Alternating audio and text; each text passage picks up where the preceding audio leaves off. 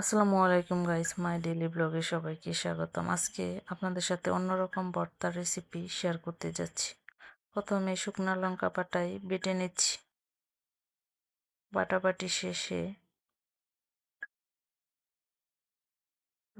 চাপা বেটে নিচ্ছি, রসুন বেটে নিচ্ছি, বাটা, রসুন আদা বাটা।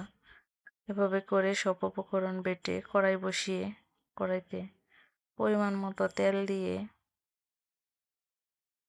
আদা বাটা পেঁয়াজ দিয়ে তেলে ভেজে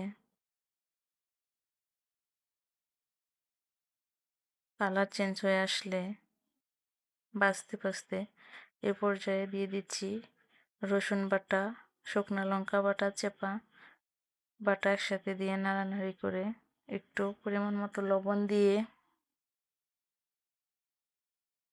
এইভাবে ভেজে নেব।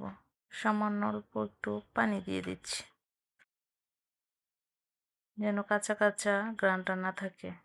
একটু হলুদ গুঁড়া দিয়ে দিচ্ছি কালারটা সুন্দর আসার জন্য।